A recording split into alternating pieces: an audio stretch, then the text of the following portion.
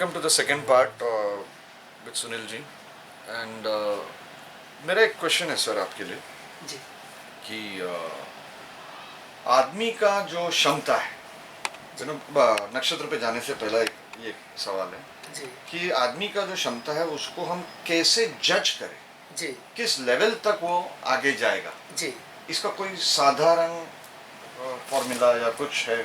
हाँ, इसका एक बहुत ही एक आसान भी है और बहुत ही एक मेरा जो रिसर्च रहा है कि जीवन में हम किस ऊंचाई तक पहुंचेंगे, इसका जो है निर्धारण जातक का जन्म लग्न और उसका स्वामी लग्नेश और भाग्य स्थान और उसका स्वामी भाग्येश करता है। अच्छा, जैसे जन्म लग्न और लग्नेश अगर उसका मजबूत है तो इसका मतलब है कि जातक जो है शरीर से बलवान होगा, मानसिक बल होगा, पुष्ट होगा और मेहनत और परिश्रम करने की उसकी क्षमता होगी। लेकिन हम मेहनत और परिश्रम हम करते हैं, बहुतों को हमने देखा है, आपने भी देखा है कि मेहनत परिश्रम करने के बावजूद भी उसको अनुकूल परिणाम मिलता नहीं है। ऐसे में भाग्य और भाग्येश की स्थिति को देखना आवश्यक हो जाता है। हम मेहनत करते हैं, उसका परिणाम हमें मिलेगा कि नहीं मिलेगा, ये जो है भाग्य और भाग्येश से देखा जा सकता है। अगर लग्न और लग्नेश जैसा भाग्य और भाग्येश भी बलवान हो तो जातक को उसके मेहनत का परिश्रम का परिणाम अच्छा मिलता है। जो जो वो मेहनत करता जाएगा उसको परिणाम मिलता जाएगा। इसको हम एक उदाहरण से हम देखते हैं। जैसे दो जातक हैं, दो व्यक्ति हैं जिनका जो है मेष लग्न है, मेष लग्न है और शनि दसम भाव जो कि व्यवसाय का भाव है, आजीविका का भाव है, दसम भाव में दोनों के शनि बैठा है।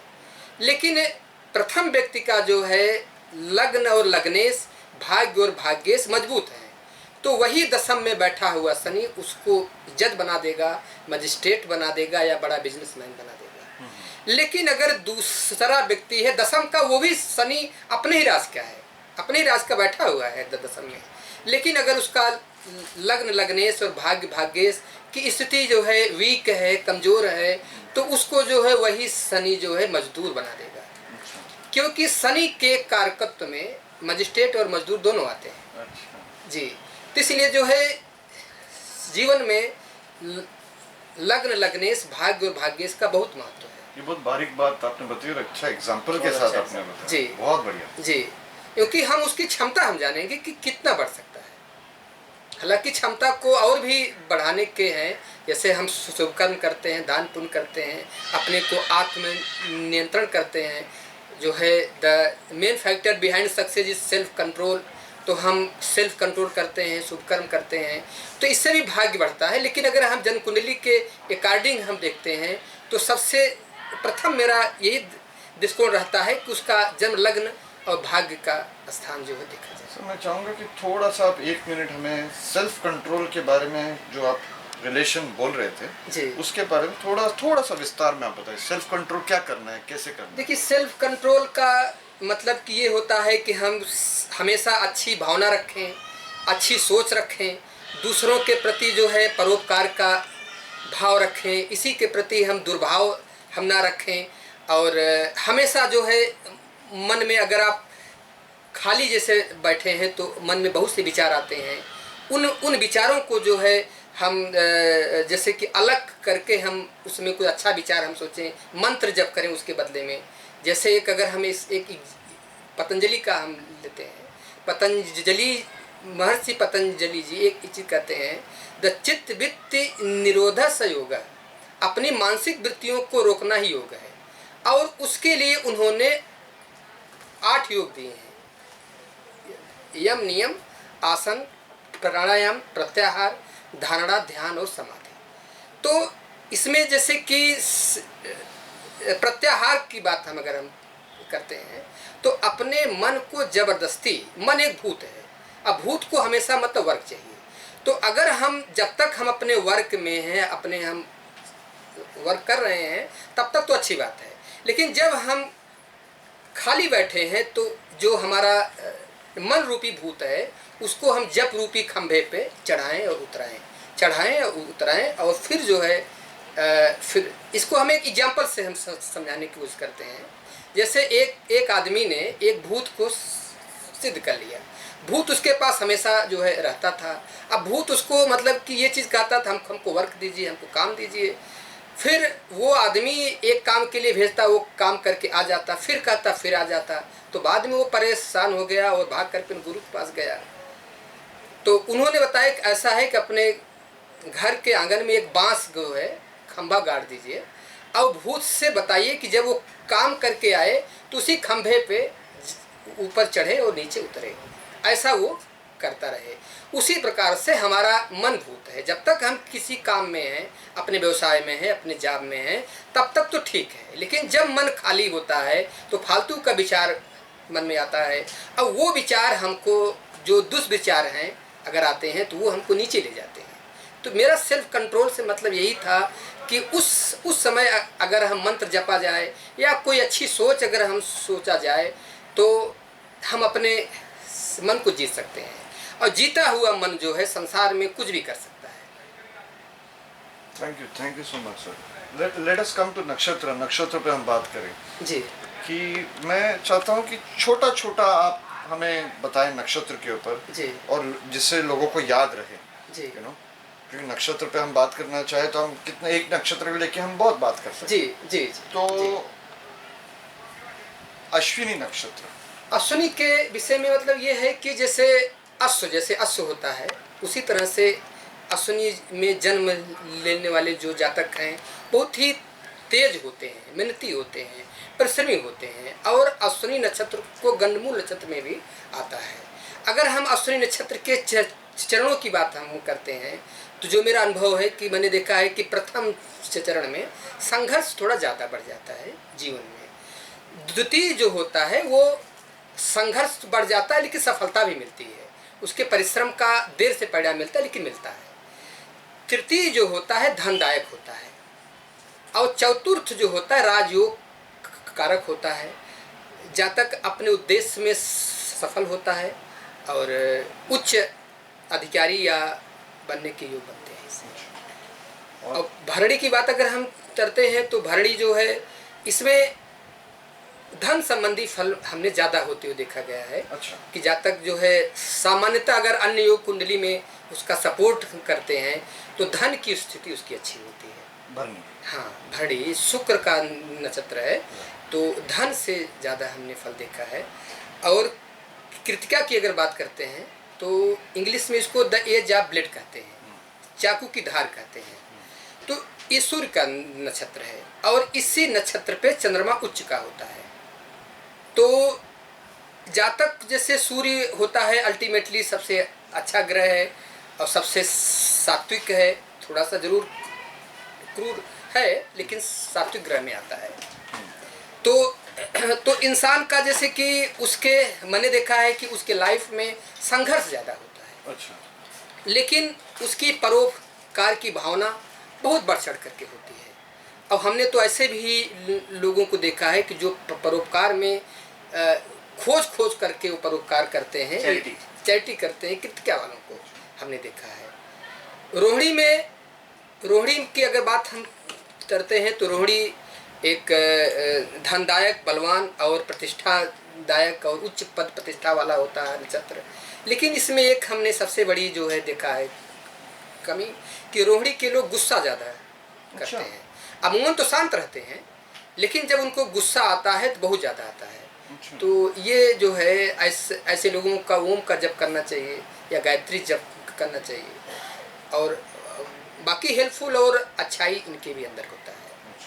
और जो तृतीय जो मृगशिरा नक्षत्र है, ये नक्षत्र के जो व्यक्ति हैं वो मेहनती होते हैं और रिसर्च जैसे कोई शोध संस्थान में है, वैज्ञानिक है या जो है अन्य भी अगर क्षेत्र में है तो हमेशा कुछ खोजता रहता है।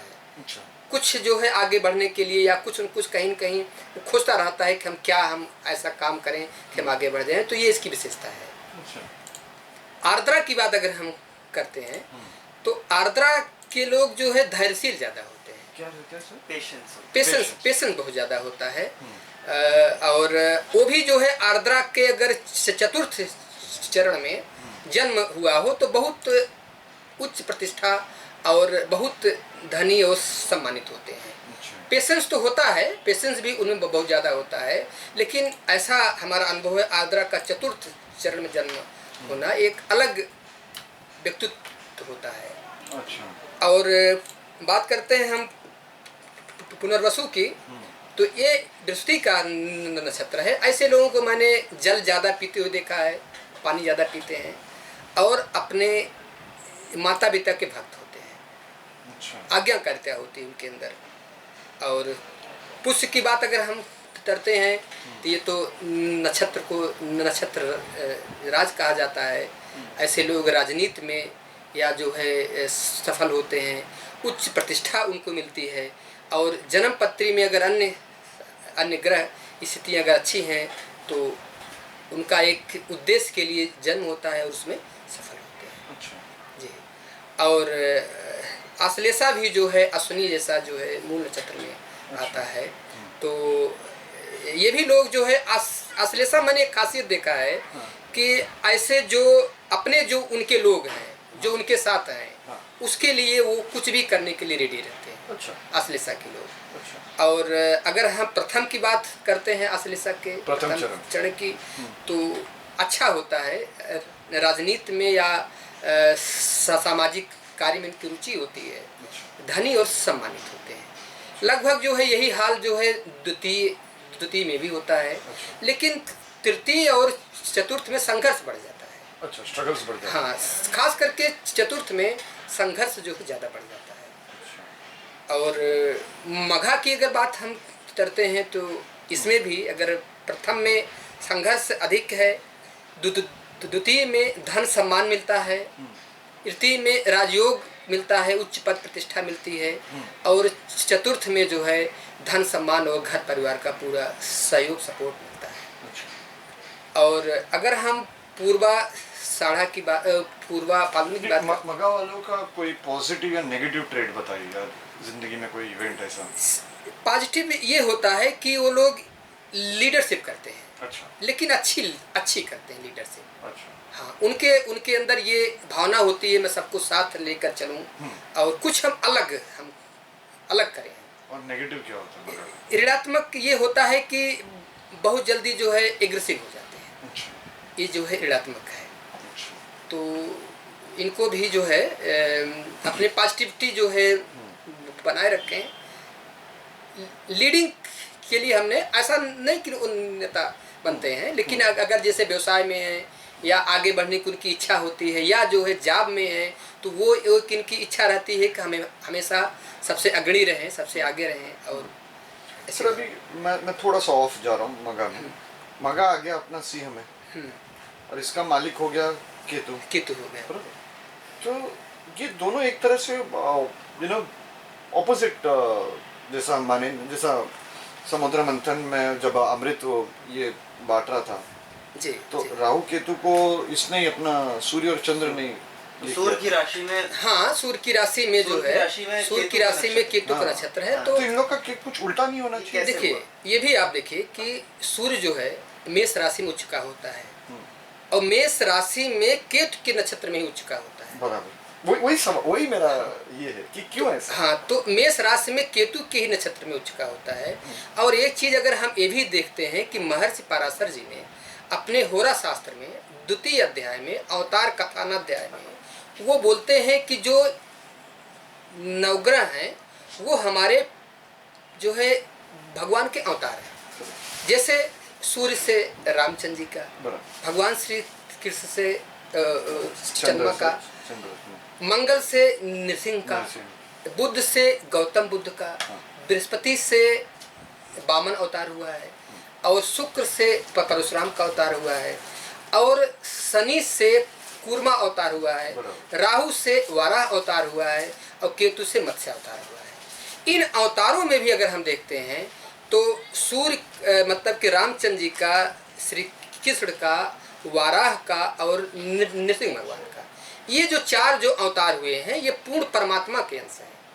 बाकी जो अवतार हुए हैं उसमें जीवांश मिश्रित है। अगर जन्म कुंडली में सूर्य, चंद्रमा, मंगल और राहु की स्थिति अच्छी है तो ऐसा हमारा रिसर्च है, ऐसा हम देखते हैं कि वो अपने जीवन में ऊंचाई तक पहुंचता है। अच्छा। और जो राहु केतु को बहुत से लोग ये कहते हैं कि राक्षस हैं या वो हैं, लेकिन अमृत पीने के बाद देवतुल्य हो गए। अमृत पान करने के बाद ये देवतुल्य हो गए। तो इनका जो उद्देश्य है, जैसे राहु का रंग जो है नीला है, भगवान के जितने भी अवतार हुए हैं सबका रंग आप देख लीजिए कि नीला है। आसमान का रंग यही है, समुद्र का रंग यही है। तो यह रंग जो है सर्वव्यापकता का रंग है। तो राहु जो है पीड़ा दे करके, कष्ट दे करके इस रंग की ओर, मतलब कि नीले रंग की ओर जो मोड़ देता है। अगर हम इसका आध्यात्मिक दृष्टिकोण से हम देखें तो हर ग्रह का एक उद्देश्य है। अगर हम उस उद्देश्यों को समझते हैं तभी हम जो है अपना जो है भाग्य भी बना सकते हैं और ये जीवन सफल कर सकते हैं। लेकिन वो जो क्वेश्चन था, मगा सूर्य जो है वो केतु के नक्षत्र में क्यों उच्च का होता है, किसी और के में क्यों नहीं होता? इसके ऊपर कुछ विश्लेषण है आपके कुछ पास? देखिए, लॉजिक केतु जो होता है झंडा ग्रह है, झंडा ग्रह है, बराबर ऊंचाई हाइट देता है। और सूर्य का भी यही काम है कि हाइट देता है, ऊंचाई देता है। कि सूर्य जो है केतु के नक्षत्र में, झंडा के ग्रह के नक्षत्र में आकर के उच्च का होता है। इसका मतलब यही हुआ कि जो काम सूर्य का है वही काम केतु का है ऑलरेडी। तो इसी वजह से सूर्य आकर के उच्च का होता है। और केतु को हम एक मोक्ष का भी मानते हैं, मोक्ष कारक मानते हैं। और सूर्य को हम जगत आत्मा मानते हैं। सूर्य जो है जगत की आत्मा है। तो जगत की आत्मा मोक्ष कारक ग्रह केतु के घर में आकर के या उसके नक्षत्र में आकर के उच्च का। फैंटास्टिक सर, फैंटास्टिक, सही अब आ सही। गया। आत्मा कोई मोक्षी है ना, बदन को थोड़ी मोक्षी है। जी जी, फैंटास्टिक, थैंक यू। कभी कभी ना स्टूपिड क्वेश्चंस पूछने से बहुत कुछ बड़ा अच्छा लॉजिक बढ़िया मिल जाता है।